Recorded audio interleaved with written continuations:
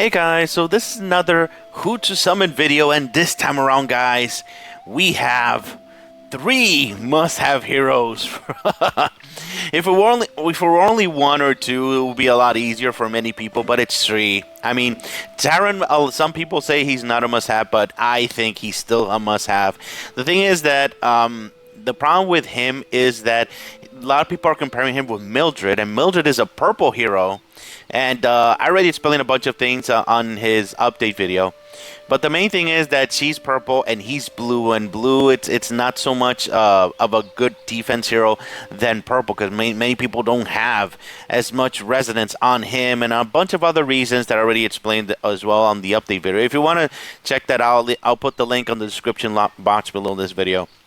So anyhow, him specifically, I forgot to mention two things on his update video. The first one is that he works incredibly well with Juki. Why? Because her realm actually makes every single enemy in the enemy team frosted.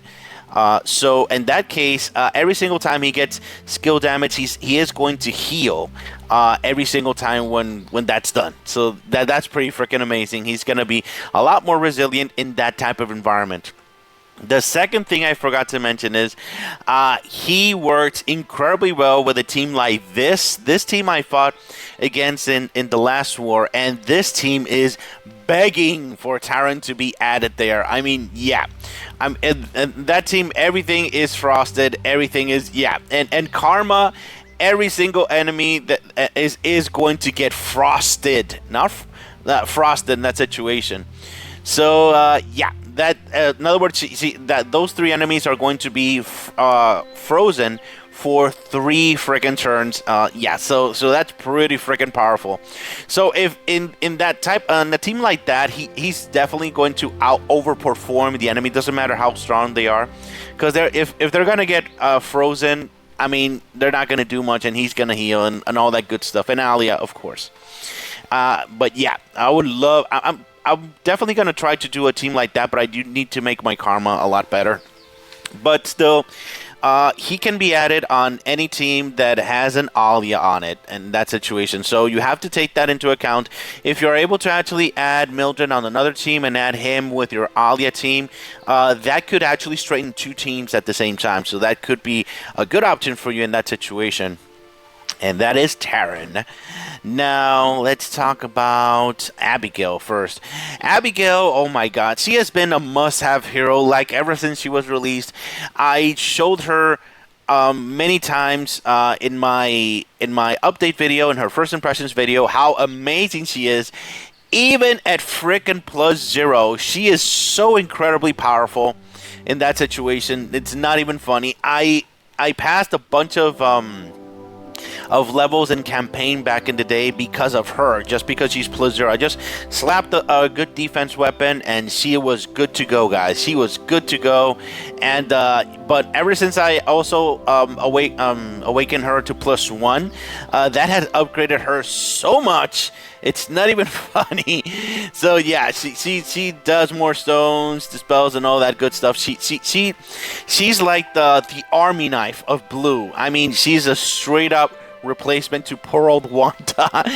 She is like a truck. She dispels, she adds mana, she raises attacks, she creates different types of stones.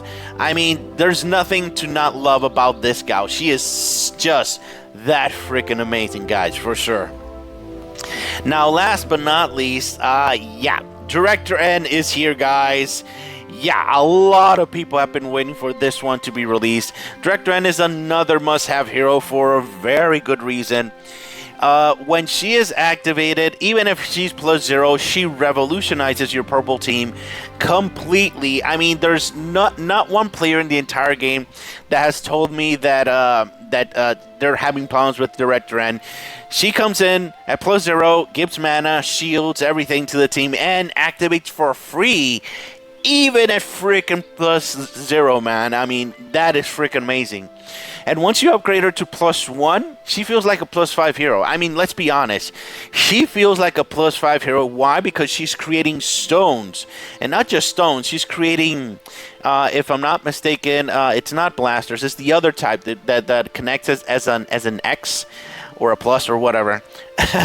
So though when she's +1, she feels like a +5. So a lot of people are gonna love to use Director, and especially if they have most of the resonance in purple in general, for sure, in that situation. Now let's talk about the 4 stars. So Carson is an amazing hero, an amazing 4-star hero. He with his awakenings, if you get him to +4, you're not gonna regret it. He's pretty amazing.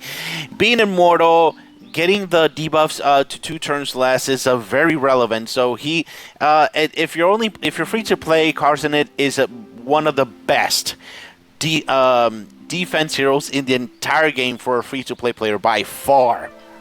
So he's a very good choice if you want to choose there. And Dana is, believe it or not, if you're free to play and you don't have Valerie, Dana is a must-have for you, because as explained before, the other hero that we have is a fast hero that she heals, but she doesn't cleanse. So you do need Dana to be able to cleanse your team and survive Elmist, Mildred, and a bunch of other enemies that you need to cleanse to be able to win. So Dana is it is a must-have for anybody that does not have Valerie in the game, by far, for sure.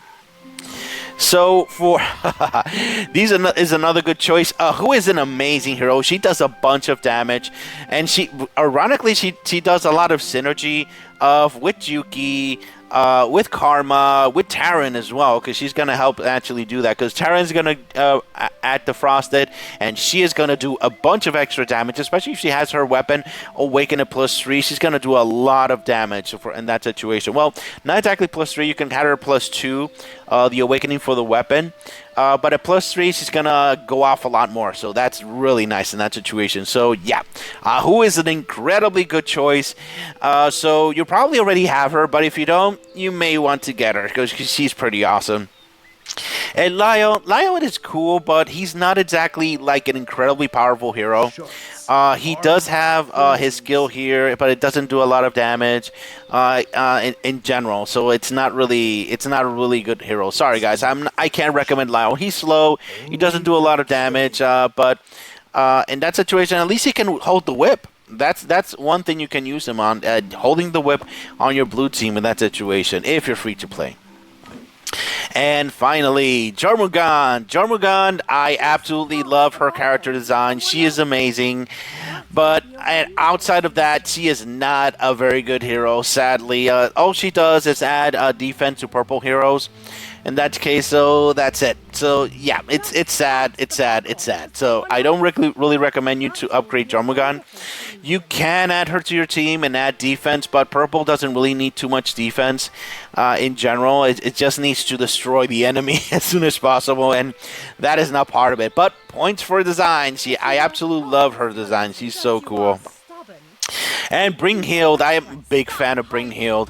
Back in the day, she was able to kill a bunch of immortal heroes, but that was fixed. Sadly, it was fixed. But now, she's not a bad hero, actually. She's fighting against healers, she does go off many non-times. She does prevent some healing, and she's able to do a lot of things there. And she is an amazing whip holder, guys. She's a very good hero in that case. So she is not a bad hero to have. She does go off a lot, and it's pretty cool and fun to play with her, honestly. So yeah, if you decide, she is a pretty nice hero to have for sure, guys. Now, the best hero, out of the 5-star heroes, the one that I least recommend to summon in this situation is sadly Taron. I love Taron. He's an amazing must-have hero. However, he is required, listen well, required to have the +1 in that situation to work. And that's going to take up points on priority for sure. Because if you need to actually summon this guy to get him to +1, it's going to be hard for you. Unless you get incredible luck. But usually it's going to be a bad problem in that situation. Once you get him to +1, he is an amazing hero. You can do a bunch of things with him on attack, on defense, and all that good stuff. However, he is required, again, to get him to +1, so that takes some points for sure. Now, the second hero, so it only leaves to one of these two. So which one did I choose to be the number 1 hero to summon? Definitely it's going to be Director N. Director N at +0 is absolutely disgusting. You don't need any awakenings or anything. At +0, she's going to do her job in any situation. And the big difference between her and Abigail is that even at +0, she has the potential to be used on defense. So that is the main reason why I chose her for the #1 hero for you to summon in that situation. At +0, if you give her a shield weapon, you can put her on defense, and you can see her like activating, giving shields to the entire team, and it works in that situation. So you're able to use her attack, you're able to use her on defense. So she is definitely the #1 hero for me, in my opinion, for you guys to summon, because she is a +0. She's gonna do a lot of work for you, and her +1 is broken, but it's not required for you for her to work. So I highly recommend to get her over other heroes.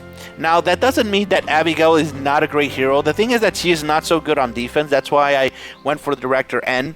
But still, Abigail opens you up, even at +0, to use the infinite team. I mean, yeah.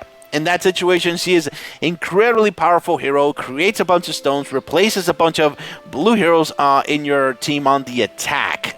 That's the main thing, on the attack, not on defense. So bad in that situation. But amazing, incredibly powerful hero that you will not regret to get, even at friggin' +0.